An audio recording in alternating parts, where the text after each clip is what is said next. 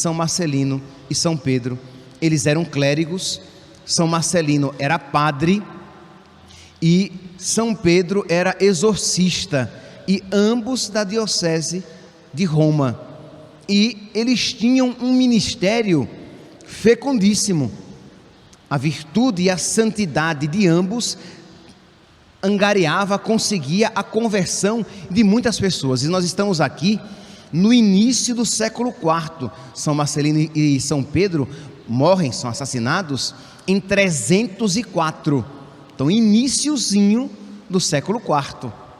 Pois bem, então eles, com esse ministério fecundíssimo, em meio à perseguição de Diocleciano, eles são presos e são levados para a prisão.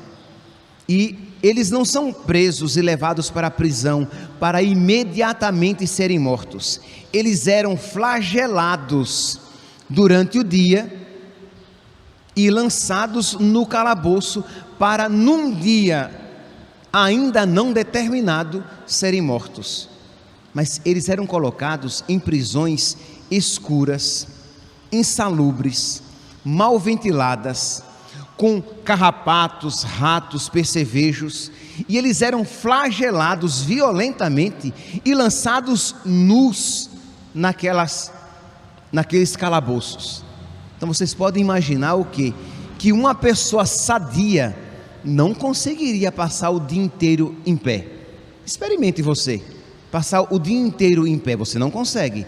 Chega um momento que você quer sentar, ou você quer deitar, porque não tem como, muito menos, virar à noite deitado. Só que depois de flagelados, eles estavam em carne viva, com sangue escorrendo pelo corpo. Deitar-se no chão significava se tornar alimento dos carrapatos, percevejos, baratas, ratos.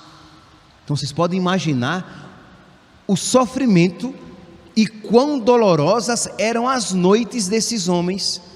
E o incrível, não incrível, o milagroso, isto é, o sobrenatural, é que eles passavam a noite cantando louvores a Deus. Meus irmãos, quando eu digo isso, o incrível, o extraordinário, o milagroso, o sobrenatural, eu estou, desculpe-me aqui a redundância, exatamente isso.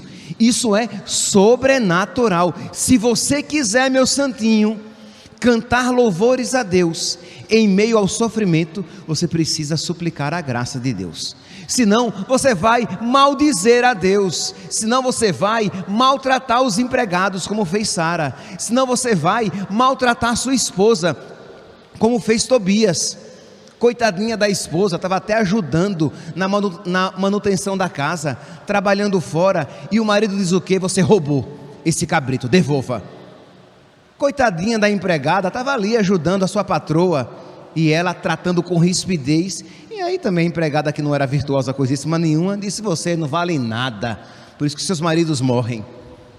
E se nós não pedirmos a força do sobrenatural, a força da graça, nós iremos sofrer assim, sem virtude. Nós nos tornaremos ríspidos, azedos, amargos, carrancudos, mal amados, dando patada em todo mundo e ainda se justificando porque está sofrendo. Tá bom, humanamente é compreensível, mas cristamente você está longe da virtude, não é, meu santinho? Não é, minha santinha? Está longe, porque você está dando patada em todo mundo, você está ferido, e você ainda diz: ah, mas o ferido fere. Tá bom, o ferido fere, mas o santo, ele cura até mesmo com as suas próprias feridas, porque ele age como o Cristo, que por suas chagas nós somos curados.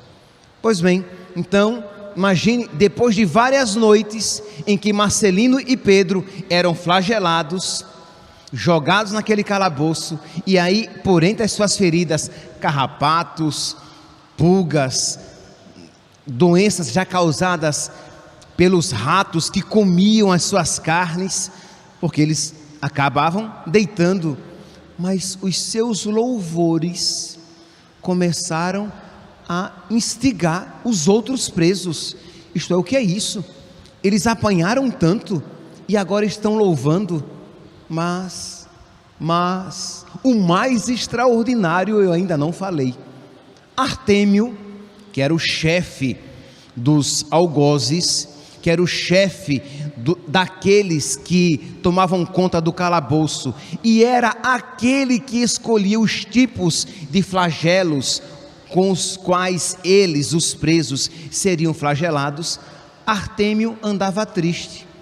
Imagine se uma pessoa bem ruim, que faz você sofrer bem muito, você sabe que ela está triste.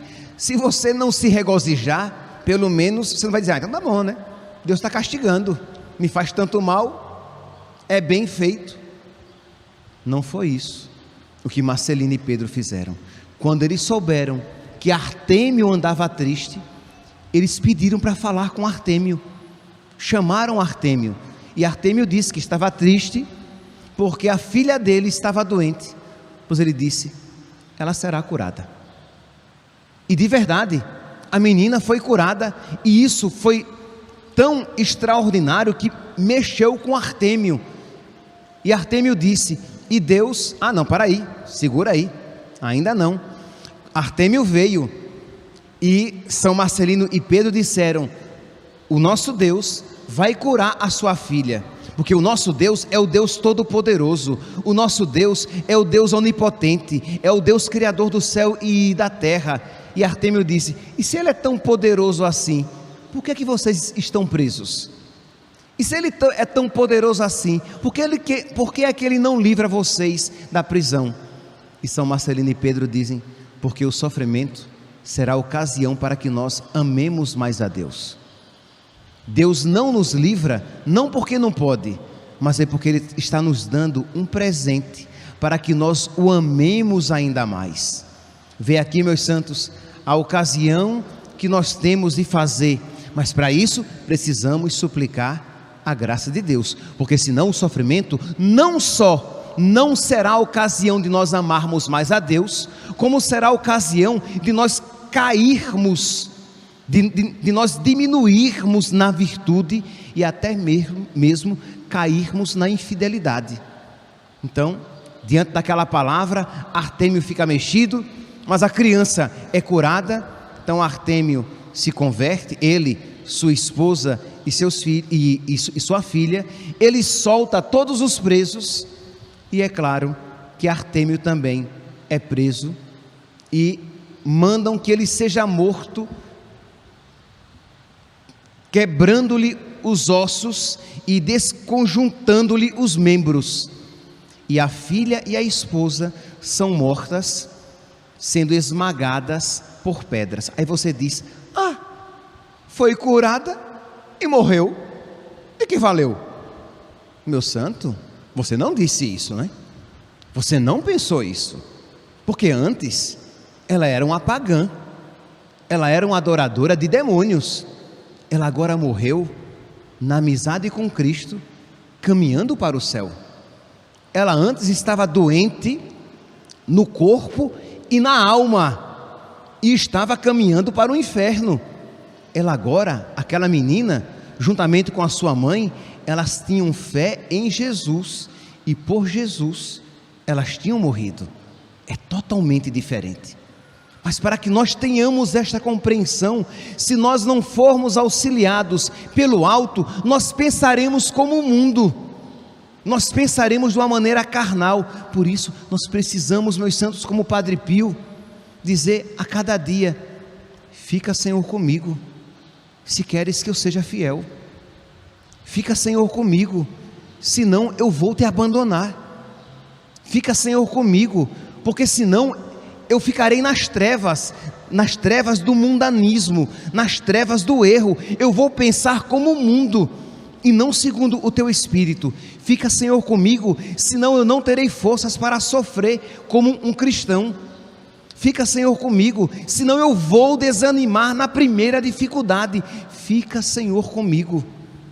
Peçamos, meus santos, mas peçamos com fé, sabendo que Deus quer permanecer conosco e quer fazer com que redunde num bem maior as nossas dificuldades, os nossos sofrimentos.